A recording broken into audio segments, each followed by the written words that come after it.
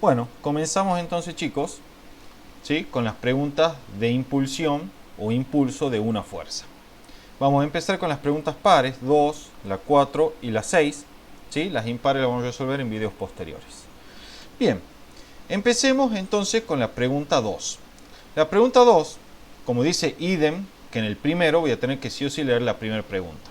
Es más, creo que en este caso voy a hacer una excepción y como la 1 y la 2 están muy relacionadas, voy a resolver la 1 también acá, a pesar de que solo íbamos a resolver en primera instancia las pares.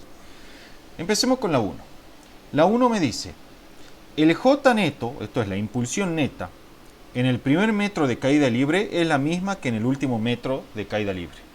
Veamos, eso está muy relacionado con lo que aprendimos hoy. Aquí tenemos de nuevo una masa M, ¿sí? Voy a disminuir un poco el tamaño de esto. Vamos a ponerlo ahí.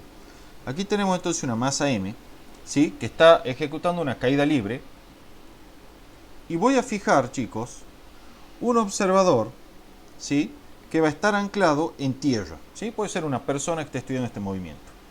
Para tal observador voy a fijar su sistema de eje de manera tal que el eje Y apunte en su dirección usual positiva hacia arriba, como se ve ahí. Esto va a ser desde luego el origen de mi sistema de coordenadas. Esta masa es lanzada desde una posición inicial y sub 0 respecto de tal observador que está ahí indicada y que desde luego va a ser distinta de 0. El campo gravitacional G, como siempre, apunta hacia el centro de la Tierra y para esta elección de eje ya saben entonces que la aceleración en I para la partícula va a ser menos G. En componentes, ¿no? Por eso no le he puesto la flechita. Bien, vamos a cambiar de nuevo el color y vemos que esta primera cota denota el desplazamiento durante el primer metro de caída y esta última cota denota justamente el desplazamiento durante el último metro de caída. ¿Sí? De acuerdo a lo que vimos hoy, la ecuación para este tipo de movimiento será, en general, I de t igual a I sub 0 más la velocidad inicial en I por el tiempo, ¿sí? Denme un segundito, menos un medio de g por t cuadrado. ¿Sí? El menos este va porque la aceleración es negativa para el sistema de eje elegido. La velocidad inicial es 0, entonces este término se me va y la ecuación se reduce simplemente a la forma I de t igual a I sub 0 menos un medio de g por t cuadrado. La gráfica I versus t de esta ecuación es una parábola con ordenada al origen I sub 0 y con coeficiente de término cuadrático negativo de manera tal que la parábola es cóncava hacia abajo.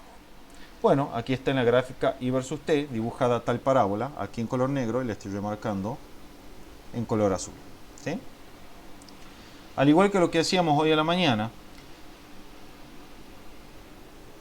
esta primera cota denota el desplazamiento durante el primer metro, mientras que esta última cota aquí denota el desplazamiento durante el último metro en la dirección Y. ¿Sí? Esto es el último metro. El primer metro comienza en este instante de tiempo, que está acá, que es el instante de tiempo t sub 0 igual a 0 en este caso, y finaliza, fíjense, aquí, en este punto. Entonces, proyecto horizontalmente hacia la derecha hasta intersectar la gráfica de la curva, y una vez que intersecto, proyecto verticalmente hacia abajo para intersectar al eje del tiempo. En esas condiciones, este instante de ahí es el tiempo en el cual termina de caer el primer metro. Y todo esto que está remarcado así es el intervalo de tiempo en el cual ejecuta el primer metro de caída. Al último metro de caída lo comienza a ejecutar ahí, en ese punto que estoy marcando ahí con la flechita. ¿Sí? Proyecto horizontalmente hasta la gráfica de la parábola. Donde intersecta, proyecto verticalmente hasta intersectar el eje del tiempo. En ese instante de tiempo ahí es donde finaliza la caída del último metro de caída libre, justamente. ¿Sí? Perdón, es donde comienza, quiero decir. ¿Sí? Voy a hacer una corrección acá. No es que esté mal la flechita, sino que no quiero que me lo entorpezca el dibujo, así que voy a volver ahí. Listo. Entonces le decía, en este instante no es donde finaliza, sino donde comienza, ¿sí? Allí comienza la caída del último metro, porque es el tiempo en el cual ocurre este punto que estoy marcando ahí, que es donde comenzaba el último metro de caída libre. Ahora bien, como les decía, voy a volver la flechita para que no quede entorpecido el dibujo. Ahora bien, en este punto de acá en rojo que estoy marcando, que ya es el origen de coordenada, es donde ahora sí finaliza el último metro de caída. Entonces proyecto así hasta donde intersecta la gráfica y listo. En este instante de tiempo, ahora sí ahí, es donde finaliza el último metro de caída libre. Por lo tanto, hagamos un acercamiento, ¿sí? Este intervalo así, que está ahí marcado entre este punto y este punto, es el intervalo de tiempo en el cual ejecuta el último metro de caída. Porque aquí era donde empezaba y aquí era donde finalizaba tal desplazamiento que era el último metro de caída. ¿Sí? Entonces, de nuevo, esto es lo mismo que vimos hoy a la mañana, ¿no? Se verifica que el intervalo de tiempo en el cual ejecuta el primer metro de caída es mayor que el intervalo de tiempo en el cual ejecuta el último metro de caída. Algo que yo le decía que intuitivamente se lo podía obtener fácilmente pensando simplemente en el hecho de que durante el primer metro de caída las rapideces son menores que en el último metro. Por lo tanto, le va a tomar al primer metro más tiempo recorrerlo que al último metro. ¿Sí? Por eso el delta de T1 era mayor que el delta de T último, como está aquí. Ahora ustedes me preguntarán, che, ¿para qué te has puesto a calcular todo eso si ahora nos preguntan de la impulsión neta? Bueno, porque si yo a mi masa M que está en caída libre le hago el diagrama de cuerpo libre, la única fuerza que actúa es el peso y por lo tanto ella es la fuerza neta. Y además tiene una propiedad importante, que es constante. Recuerden que cuando la fuerza neta es constante, entonces el J neto vector lo puedo calcular directamente como la fuerza neta por el delta de T, o sea, P por delta de T en nuestro caso. Y por lo tanto en módulo, el módulo del J neto es el módulo del peso por el delta de T. Entonces miren qué fácil se resuelve esto ahora. En el primer metro, ¿sí?, la impulsión neta es constante y por lo tanto el módulo del J neto para el primer metro es el módulo de P por el delta de T que le toma recorrer el primer metro. Para el último metro, el módulo del J neto es el módulo de P por el delta de T que le toma recorrer el último metro. Divido miembro a miembro estas ecuaciones, el módulo de P se va con el módulo de P porque es el mismo en el primer metro y en el último metro, y me quedará módulo de J neto 1 sobre el módulo de J neto 2 igual a delta de T1, que es el intervalo de tiempo en el cual ejecuta el primer metro, sobre el delta de T último, que es el intervalo de tiempo en el cual ejecuta el último metro. Como el delta de T en el primer metro era mayor que el delta de T en el último metro, entonces este cociente de acá yo ya sé que es mayor que 1, porque es como dividir 5 en 2, 4 en 3, 16 en 14, ¿sí? Te queda siempre mayor que 1. Y si eso me queda mayor que 1, quiere decir entonces que la impulsión neta en el primer metro es mayor que la impulsión neta en el último metro, porque lo paso multiplicando para acá en la desigualdad, ¿sí? Y me quedará módulo de J neto 1 es mayor que el módulo de J neto 2. Por lo tanto es falso, ya que la proposición me decía que eran iguales. No, son falsos. La impulsión neta en el primer metro es mayor que la impulsión neta en el último metro. Por lo tanto, falso. ¿Está claro, chicos, esto? Bien. Bueno. Si nadie más tiene pregunta de este ejercicio, pasemos al 2. ¿Sí? Ustedes me pueden interrumpir en cualquier momento, ¿no? Por cualquier duda. No esperen a que yo termine necesariamente de explicar. Bueno, el apartado 2 me decía idem que el apartado 1, pero en el primer segundo y en el último segundo. O sea, este me asegura que el J neto en el primer segundo es el mismo que en el último segundo. ¿Verdadero o falso? Bueno, ya con la resolución que hicimos recién nos damos cuenta fácilmente que es verdadero. ¿Por qué? Porque en este caso, en la caída libre, el intervalo de tiempo considerado al principio y el final es el mismo, es de 1 segundo. Y el J neto ya sabemos que es P por delta de T. Entonces vamos a tener para el primer segundo es P por delta de T1. Y para el segundo intervalo también de 1 segundo es P por delta de T2. Pero como el peso y el delta de T es el mismo en ambos casos, porque ambos intervalos son de 1 segundo, entonces tenemos que el J neto 1 es igual al J neto 2. ¿Sí? Son iguales. ¿Estamos, chicos? Esta es mucho más fácil que la anterior, ¿no? Sí, sí, sí. Bien. Ya tenemos entonces resueltas las dos primeras preguntas. Vamos a la 4. La 4 me dice, si existe J neto, entonces cambia el módulo del vector velocidad. ¿Qué opinan de eso? ¿Siempre es así? ¿Siempre que existe una impulsión neta va a cambiar el módulo del vector velocidad? No, en el caso de un movimiento circunferencial uniforme, el módulo permanece constante. Exactamente. Ustedes pueden tener casos, chicos, en los que haya una impulsión neta actuando, ¿sí? Entonces, ¿qué es lo que va a ocurrir? veamos el razonamiento acá. Si hay, vamos a acercar un poquito esta pantalla. Sí, ahí disculpen, ya hay. Si hay una impulsión neta, por el teorema impulso-momento, ustedes saben que hay un delta de P que es distinto de 0. Si hay un delta de P que es distinto de 0, ustedes recuerden que el delta de P es la masa por el delta de B. ¿Sí? Entonces esto será distinto de 0. Y si eso es distinto de 0, entonces el delta de B es distinto de 0.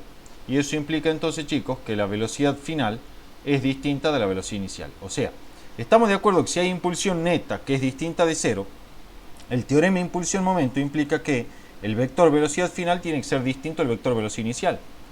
Pero ojo, para que un vector sea diferente no hace falta que cambie sí o sí su módulo.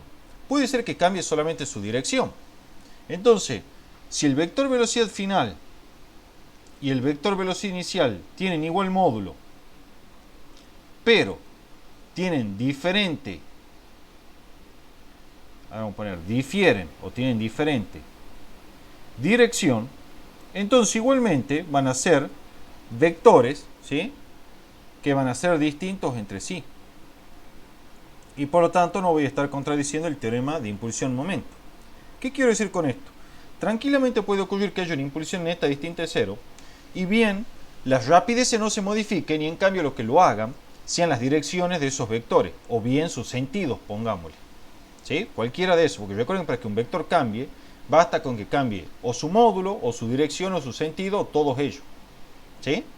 Con que uno solo cambie ya es suficiente. Entonces, si yo tengo un j neto distinto de 0, listo, el teorema impulso-momento me garantiza que el vector velocidad final e inicial son distintos. Bien, pero eso no implica que necesariamente las rapideces sean diferentes.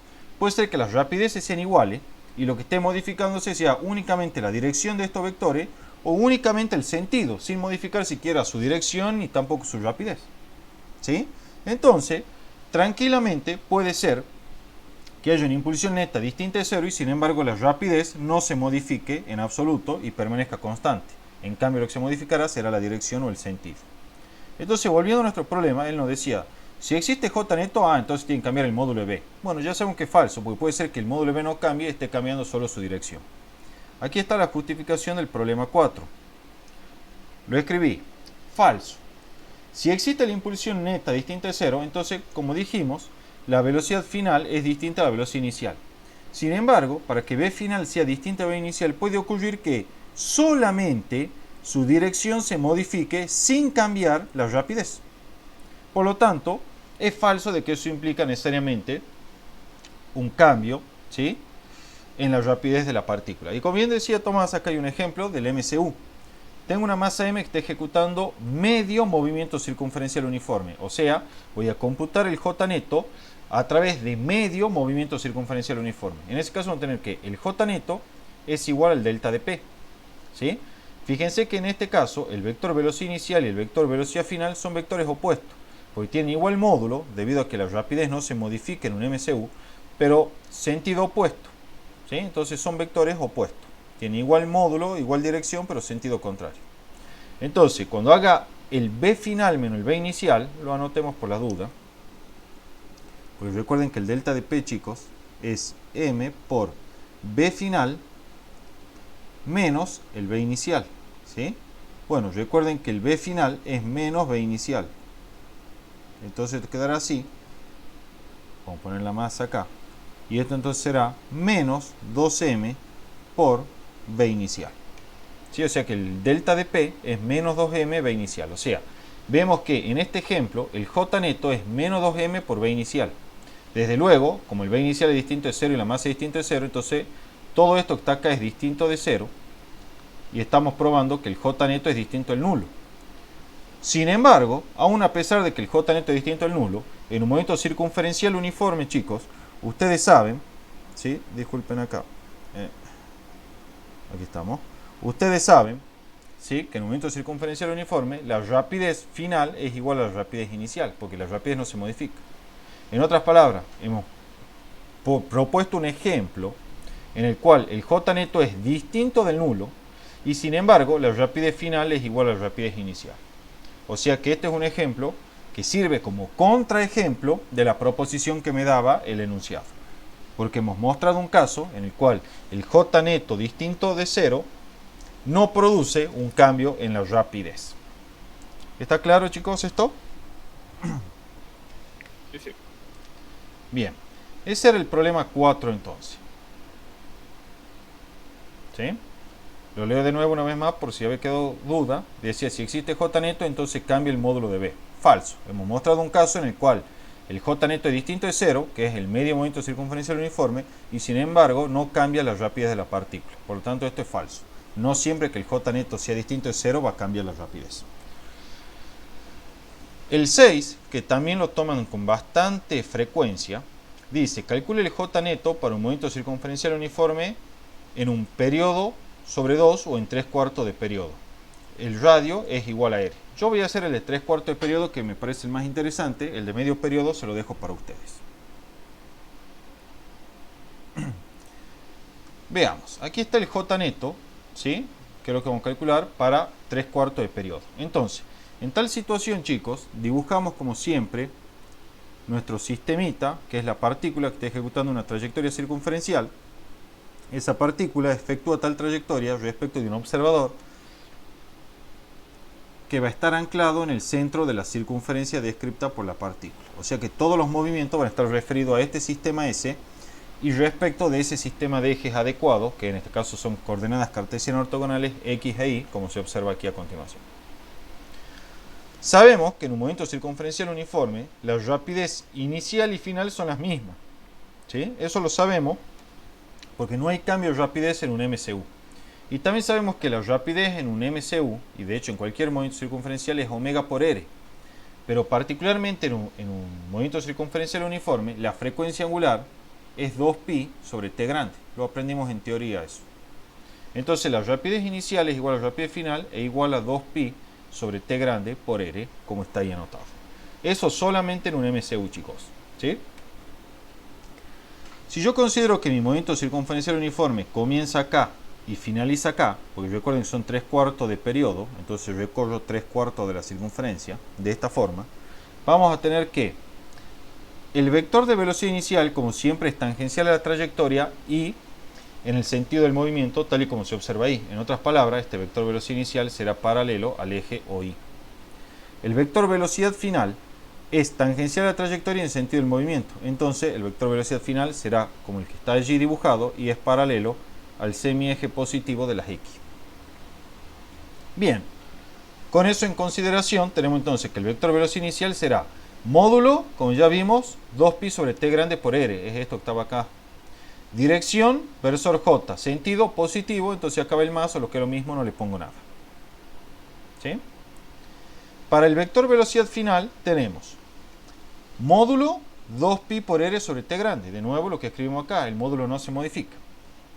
Dirección, la del eje X, por lo tanto va el versor Y ahí. Sentido positivo, por lo tanto iría un más, o lo que es lo mismo, no pongo nada. Ya tengo mis dos vectores, B final y B inicial. Entonces, ¿cómo calculo la impulsión neta? Súper sencillo. El J neto es igual a delta de P. Entonces, masa por B final menos B inicial. El B final es 2pi por R sobre T grande versor I. Y el B inicial es 2pi por R sobre T grande versor J. Obviamente multiplicado por la masa. Al hacer el producto de escalar por vector, me quedará que el J neto es 2pi por R por M sobre T grande versor I menos 2pi por R por M sobre T grande versor J. Con eso, chicos, queda escrito el vector J neto en 3/4 de movimiento circunferencial uniforme. ¿Tienen alguna duda? No. ¿Ninguna? Bueno. Ese es un problema típico que suelen tomar en los finales, ¿sí? Ese siempre lo suelen tomar. Bueno, con eso entonces está terminada esta primera parte de impulsión. Ahora vamos a ver la última y con eso terminamos la clase de hoy.